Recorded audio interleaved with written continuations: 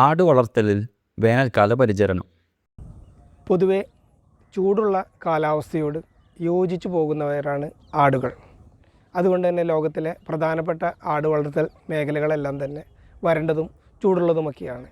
കേരളത്തിൻ്റെ തനത് ഇനമായ മലബാറിയും നമ്മുടെ കേരളത്തിൻ്റെ കാലാവസ്ഥയിൽ കൃത്യമായും ബുദ്ധിമുട്ടില്ലാതെ കഴിഞ്ഞു പോകുന്നതാണ്. നമ്മുടെ കാലാവസ്ഥയുടെ പ്രത്യേകതയായ ഉയർന്ന അന്തരീക്ഷ ആർദ്രത, വേനൽക്കാലത്തുണ്ടാകുന്ന ഉയർന്ന ചൂട്, ഇത് രണ്ടും താങ്ങാനുള്ള കഴിവ് അവയ്ക്കുണ്ട്.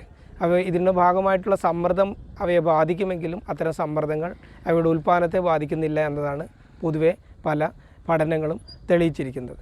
എന്നാൽ വേനൽക്കാലത്ത് ശ്രദ്ധിക്കേണ്ട ഏറ്റവും പ്രധാനപ്പെട്ടതൊന്ന് 24 മണിക്കൂറും ജലലഭ്യത കൂടുകളിൽ ഉറപ്പുവരുത്തുക എന്നുള്ളതാണ്.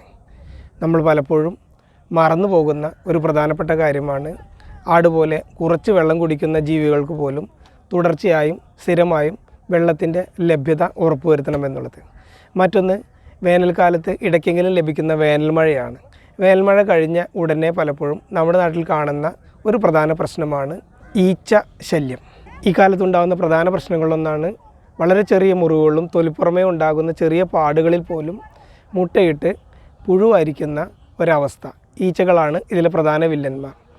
അതുകൊണ്ട് തന്നെ പ്രസവമെടുത്ത ആടുകൾ, കറവയിലുള്ള ആടുകൾ, പ്രസവിച്ചു വീഴുന്ന ആട്ടിൻകുട്ടികൾ എന്നിവയുടെയൊക്കെ തന്നെ പൊക്കിൾക്കൊടി, ഈറ്റം, മുലക്കാമ്പുകൾ, മറ്റു മുറിവ് പറ്റാൻ സാധ്യതയുള്ള മറ്റു പ്രദേശങ്ങൾ എന്നിവയൊക്കെ തന്നെ കൃത്യമായി തുടർച്ചയായി ശ്രദ്ധിക്കുന്നത് നന്നായിരിക്കും. പൊതുവെ ചൂട് കൂടുന്ന സന്ദർഭങ്ങളിൽ പകൽ സമയത്ത് ഭക്ഷണം എടുക്കുന്നത് കുറയുന്ന അവസ്ഥ മിക്കവാറും എല്ലാ മൃഗങ്ങളും കാണാറുണ്ട്.